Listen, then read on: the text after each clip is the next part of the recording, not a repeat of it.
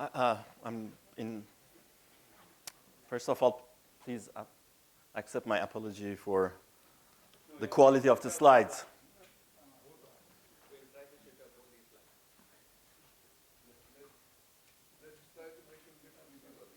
Okay, good. It's great to be back after 18 years. And I'm here for the aspects of gravity and cosmology, but maybe we are here for the aspects of PADI in different shapes, in different attitudes. So PADI, it's great to be back, and happy birthday to you. I leave the interpretation of this picture by Kandu. If he's here, maybe he can tell what PADI's gesture means. Maybe he's dancing, samba dancing to happy birthday song. I don't know. But happy birthday, PADI. There are 3 people who I was influenced by them in my scientific career. The most important one was and is PADI. The second one was JVN. And the third one, I will tell you who is it. Okay, so today I'm going to talk about the string gas cosmology, which was initially, I have to say I owe this to PADI again. PADI's next book should be on statistical mechanics of gravitating systems. And it was through PADI's project here at IUCAA that I got to know Donald Lindenbaugh and the work on this. And I have to say, PADI, that there are many, many physicists outside the field who don't know about the negative specific heat and microcanonical approach. So I owe that to you, and I use that to save Waffa and Brandenberger's model, which I'm going to discuss. So initially, I started this project when I was in Harvard. And then one night when Robert Brandenberger was visiting us from McGill, the wolves were howling, rain was coming. It was a dark night, scary, and then something came to my mind. And that was through PADI's lecture notes on statistical mechanics. Later on, one of Robert Brandenberger's students, so he's my Indian connection, Subodh Patil, joined us from CERN. He's now in CERN. And still continuing doing work on this subject.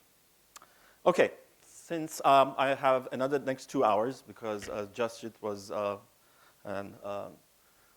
very nice. Thank you, Jasjit. I know that you gave me your slot to me. That's very kind of you. He was always nice to me. So let me just quickly talk about cosmic inflation. So it started in the 1980s by Alan Guth, Saito, and Andrew Linde. As you have noticed, I moved Steinhardt out of the picture because now he's criticizing inflation. So why should put his name there? Actually, the inflation started by slow roll of a scalar field from a false vacuum to a true vacuum.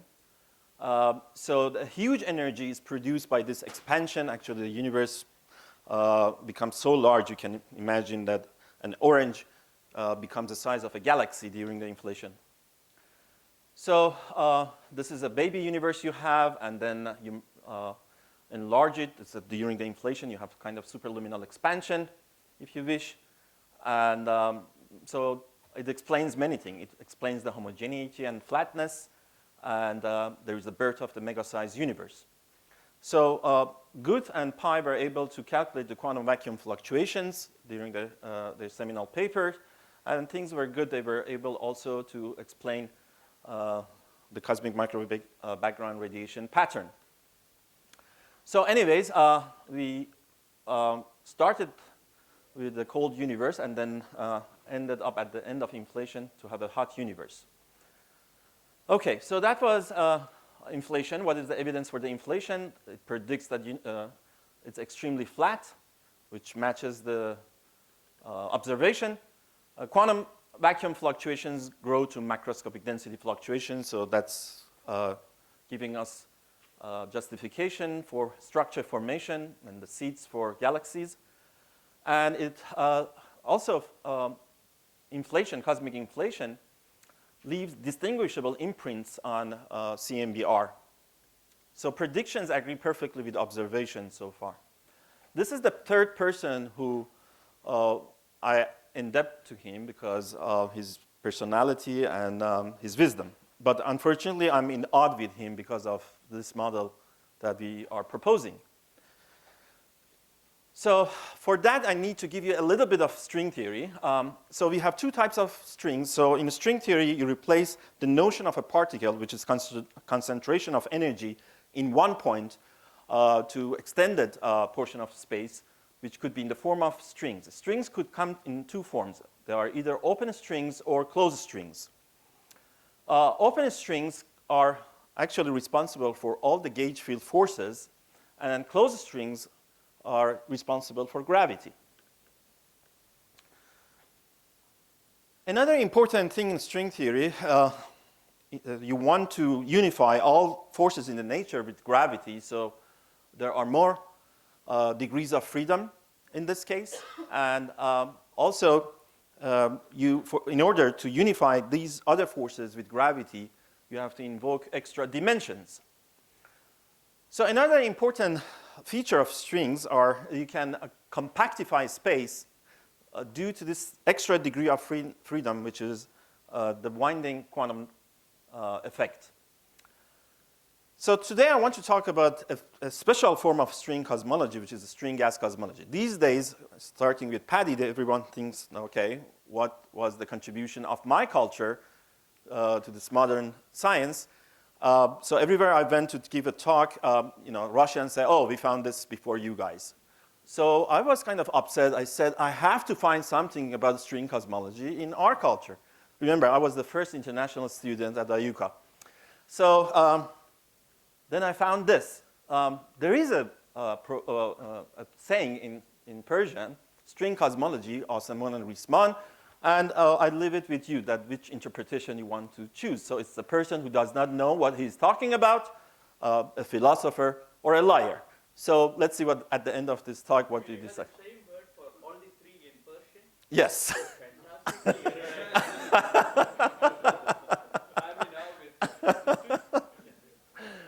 Okay, so string gas cosmology, I will talk about our motivation and goals, our assumptions, string cosmology and the dilaton, statistical mechanics of closed strings, which was the most important in the heart of this series of papers, and calculating the power spectra, and then I conclude.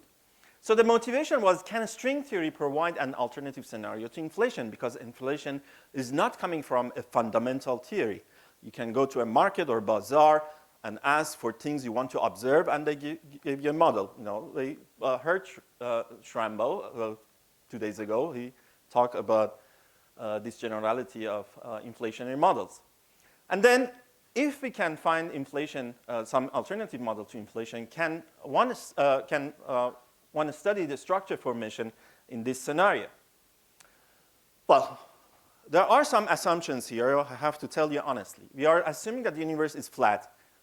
Just recently, with one of my students, we were able to solve the flatness problem. So I'm going to send this to Wafa and Brandenberger, and hopefully this will be submitted to PRL. So I found a solution to the flatness problem, but for now, we are assuming that the universe is flat. We were not able to solve the flatness problem. We're going to assume that the topology of the universe is compact, like a torus. And you will later on see why this is an important assumption. And then I'm going to assume also a general d dimensions that the universe has, and all these dimensions are compact and large enough. And also, because the flatness problem also related to the somehow to the entropy problem, we're going to assume that there are lots of entropy in the universe for the moment. Okay, so this is the action we're going to start. This is like the scalar tensor action. There are some extra terms which are responsible for unification of other forces in the nature with gravity. Again, D, big D is small d plus 1, as I mentioned here. And F is our free energy to one-loop quantum corrections. And we're going to put this action on the background of a torus of radii A and the periodic Euclidean time of parameter beta, which plays later on the role of the temperature here. So this is the metric on a torus. If you vary the action with respect to g mu nu, the metric, and with respect to this new scalar field, this new degree of freedom, which is the dilaton field, these would be the equations of motion. So these are similar to Friedmann equations, modified Friedmann equations. This var phi is rescaled dilaton field, and it's related to mu. What is mu? Mu is log of scale factor, okay? And I put these in parentheses. This is the number of dimension. It's not differentiation to distinguish it with the differentiation.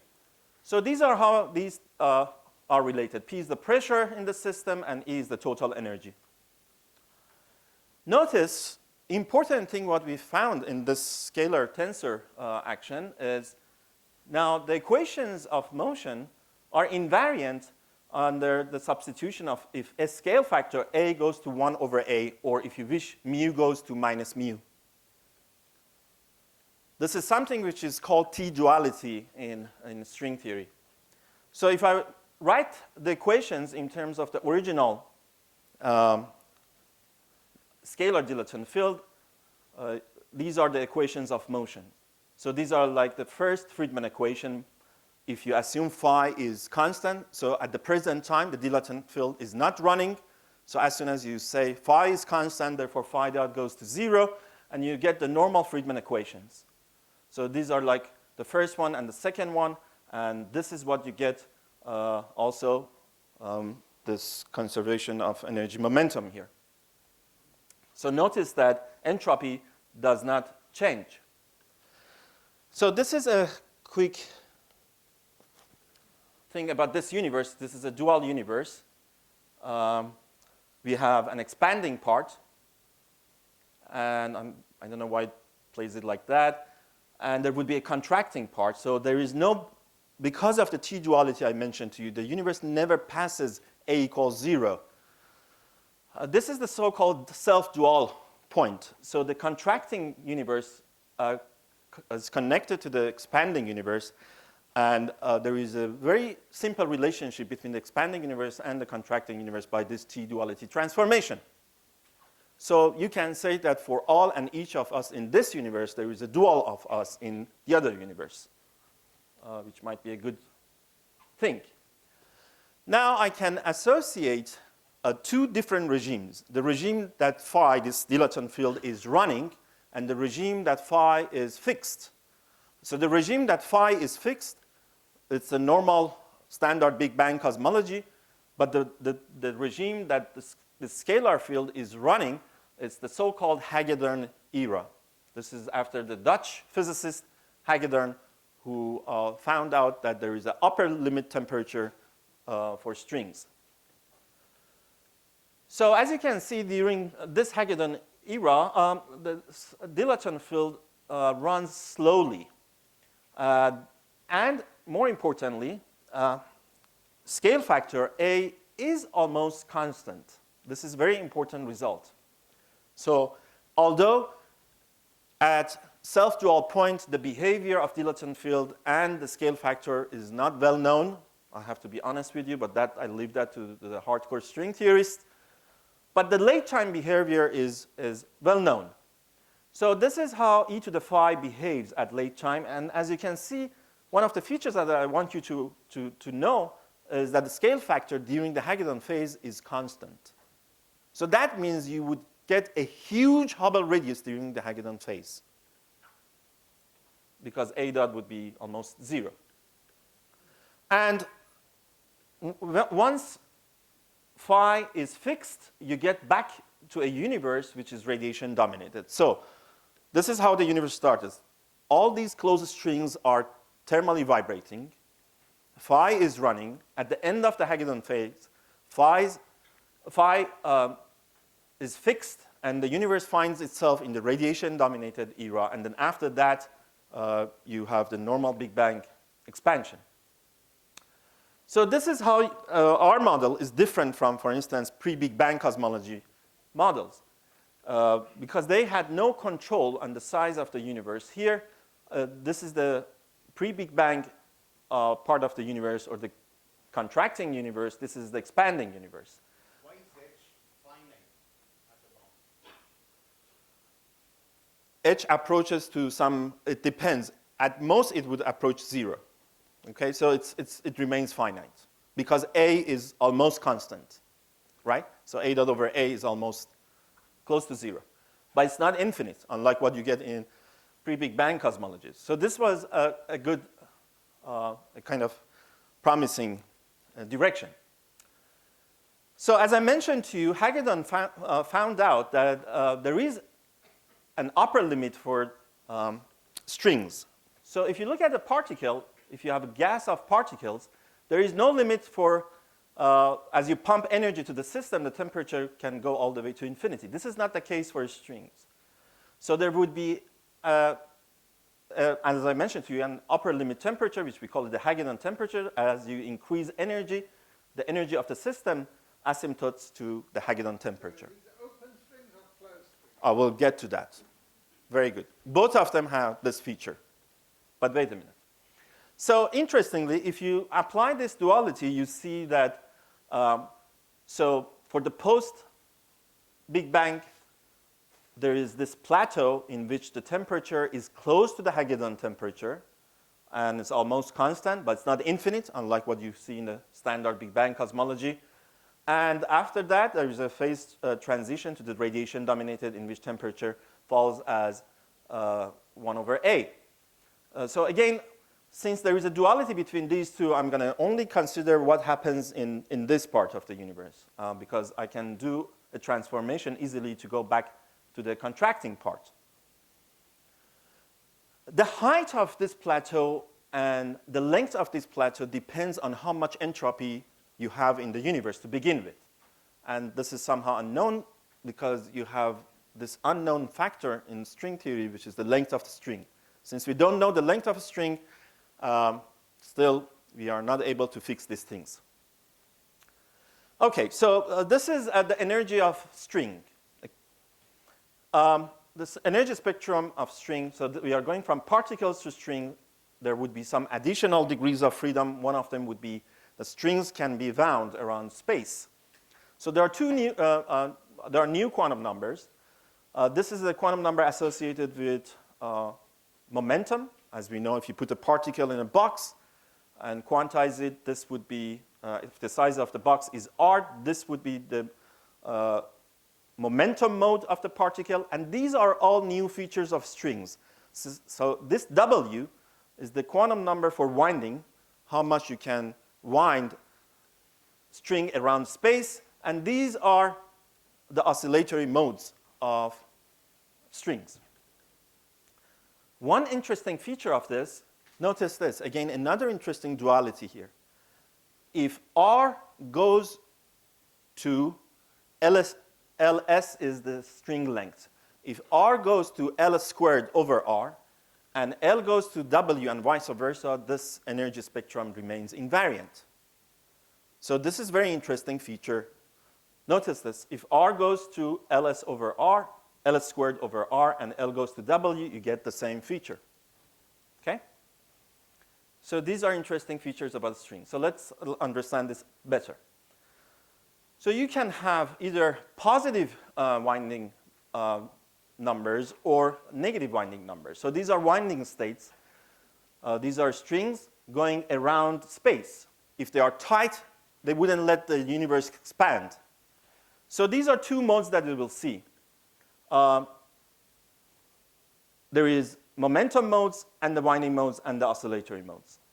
You have momentum modes which prevent the universe to contract, and you have winding modes which prevent the universe to expand. There is only through annihilation of winding and anti-winding modes that the universe will be able to expand. So now we want to look at the vibration modes of these closed strings, because you will see if I assume that there were some open strings at the beginning of the universe, I wouldn't get the correct answer. So at the beginning, there was only gravity made of closed strings. So these are the winding modes. This is the torus. So they are winding around space. And if they are tight, the universe cannot expand. So here it's another animation that you can see what happens. So again, when this winding and winding modes annihilate each other, the universe would have the opportunity to expand. So now I'm assuming that our universe is, I'm going to divide the universe in order to make a microcanonical ensemble, is made of these small boxes, which I'm going to call it Kayhanistan. It's a new country. And so size of each of these boxes are R, and this is the Hubble radius. Each boxes have different energies, so it's suitable now to apply microcanonical ensemble. So what happens inside of each of these boxes? I want to understand the thermal spectra of these fluctuations.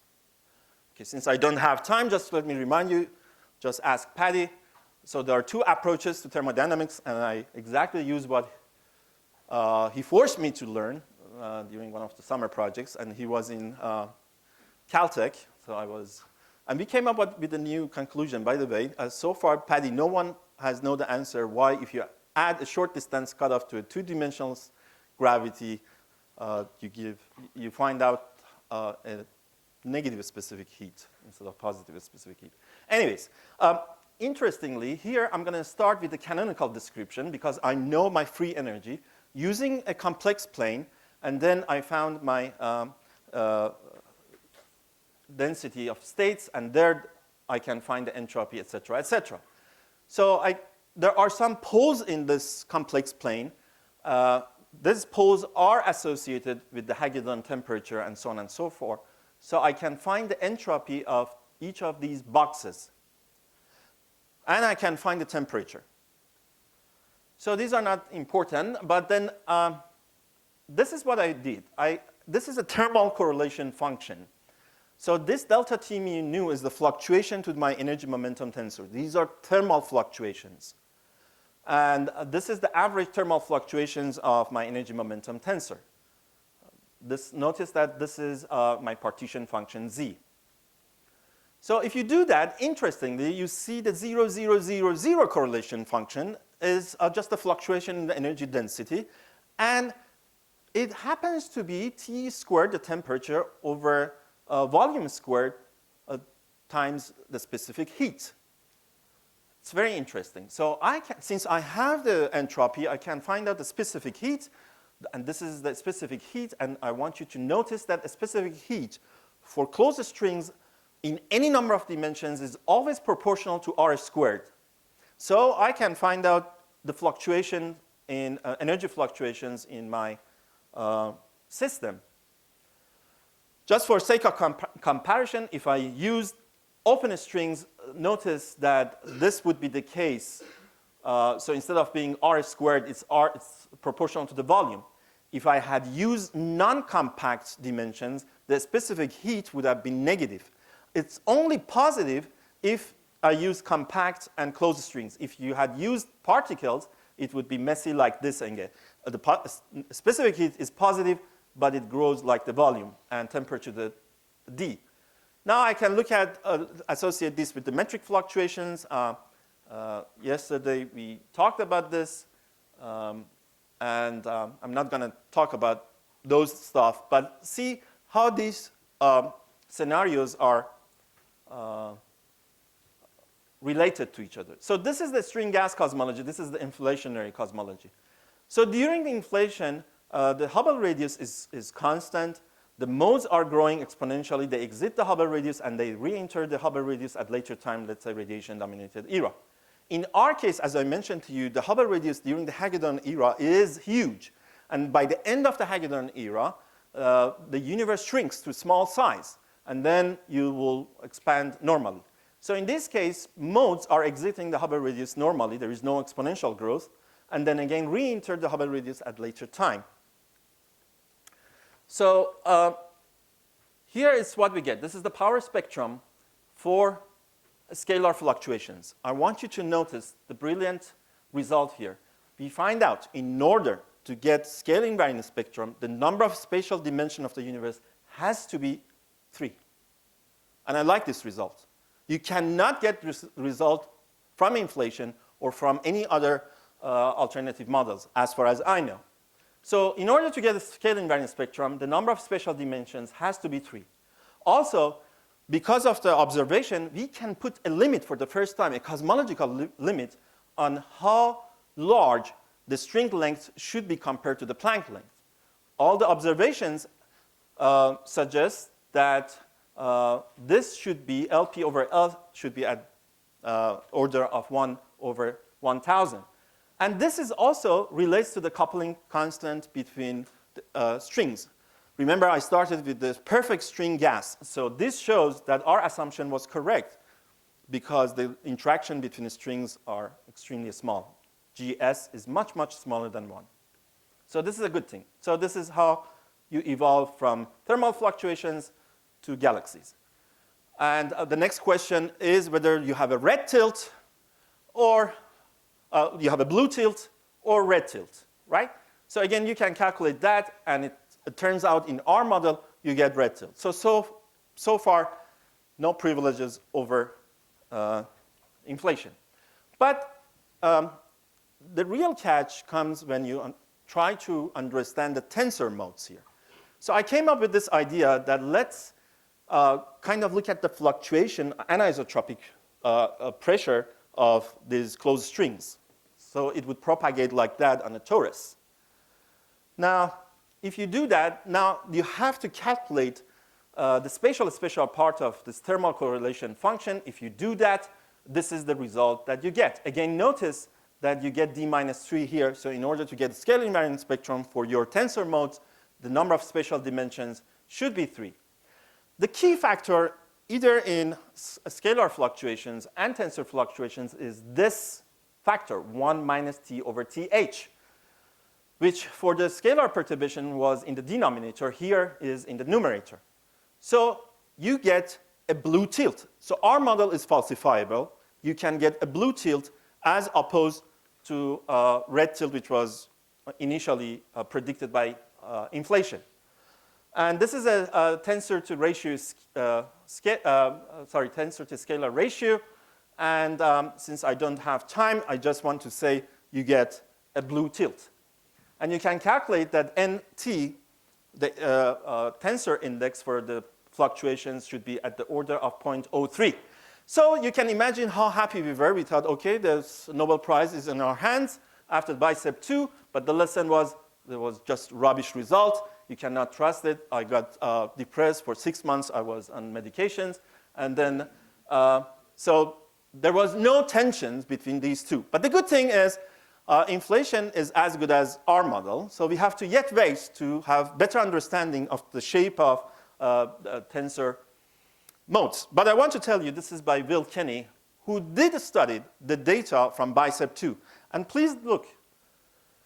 Either if you believe in ekpyrotic scenario, there shouldn't be any gravitational waves. If you believe in inflation, then there should be a red tilt. But you can see the NT is very blue. Of course, this is all gone. Anyways, I skipped the conclusion because I'm really running out of time. There are a few skepticals. One of them passed away, unfortunately, Kaufman. Caloper, Kalosh, and Mukhanov, and Linde. I guess if you convince them, we are all set. Thank you so much.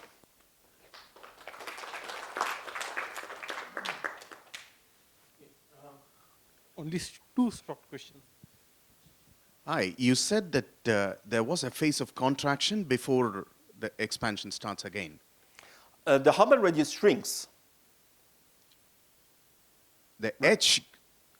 because H is 0, so no, H inverse is like H is almost 0. Is the scale factor decreasing? So this is the way. A dot is almost 0, so A dot over A. H is almost 0, so H inverse, which is the Hubble radius, is almost infinite. Once A is not constant anymore, it wasn't infinite in your plots. Yeah, because it is not exactly 0. It's very close to 0. Okay. That depends on kind of the dynamics that you have during the Hagedorn phase. It's very close to 0. It's not exactly 0. There were some concerns expressed, I heard about the actual index, that it was 5 rather than 1. close to 1, scalar spectral index in the model. That was, I'm so happy that you mentioned this. That was the attack by Linde, and we are happy he did that because after that we got over 200 citations. So what they said, we did all these calculations in a string frame.